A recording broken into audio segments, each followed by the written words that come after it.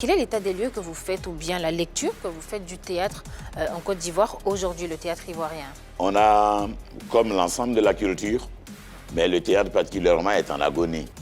Dans l'agonie? Voilà, en agonie. Je ne dirais pas, je n'assumerai pas la mort du théâtre ivoirien. Le théâtre ivoirien ne peut pas mourir. Il y a des jeunes gens encore qui, après nous, essaient, tentent comme ils peuvent, sans aucun moyen, de faire résister ce théâtre-là. Ce serait une grosse insulte à leur endroit que de dire le théâtre est mort. Ils sont vivants. Ils vivotent, c'est vrai. Ils se battent comme mais le théâtre est à l'agonie. Ensemble, imaginons peut-être le remède. Vous pensez à un remède, vous?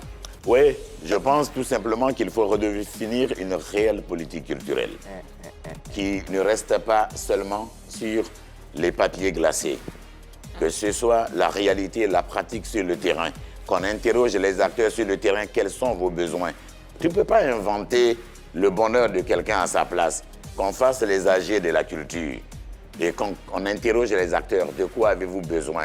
Et que les acteurs parlent et qu'on libère les droits des artistes. Parce qu'on ne peut pas seulement les célébrer quand ils sont malades et qu'on les met à la une des journaux, un peu comme si on vendait leur mort, comme si on anticipait leur... Nous sommes devant des peuples qui ont perdu toute pudeur.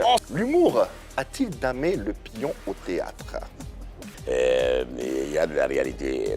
Est-ce que l'humour a damné le pion au théâtre? Mais on a une évidence qu'on ne voit pas les hommes des théâtres et on voit, entre guillemets, parce que je ne veux pas trop rentrer là-bas, je ne veux verser personne, parce qu'après on va commencer à définir l'humour, c'est plein de trucs, et elle a bien fait de souligner, ils disent leurs blagues, voilà. J'adhérais un peu beaucoup à ce mot-là parce que c'est un autre métier quand tu vois Jamel Debbouze, quand tu vois Gad Elmaleh, quand ainsi de suite. Anthony Cavana. Voilà, c'est pas raconter les petits trucs de Yopougon et d'Agamé. C'est écrit en tout cas. Voilà, d'un humoriste. Bon, oublions les définitions, je veux être gentil, j'ai pas envie de toucher à un certain nombre de choses. Maintenant, le théâtre a ce site particulier, c'est qu'on nous demande de nous produire nous-mêmes. Le théâtre est toujours subventionné dans tous les pays du monde. Donc c'est l'État qui met des moyens, c'est l'État qui construit des salles. Et comme elle l'a dit, le numérique aidant aujourd'hui,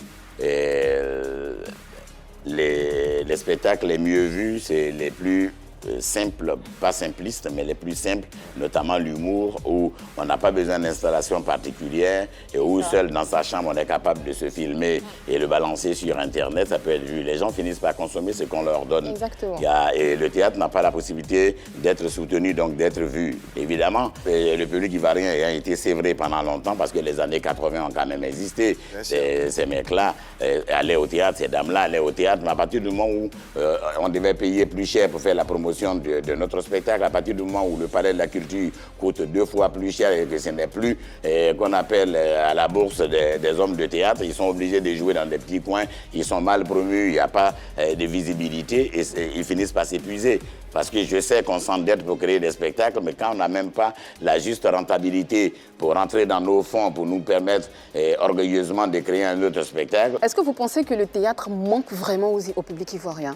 Non, le public ne manque pas. Les moyens manquent, le soutien pour créer des spectacles manque. Mais le public, les Ivoiriens sont des friands de théâtre. Et je disais tout à l'heure, il faut faire attention. Je ne dis pas qu'il y a un théâtre pour ceux qui sont à l'école interne. C'est ça, en fait. Non, je dis que les publics, les sociétés évoluant, il faut leur proposer des analyses.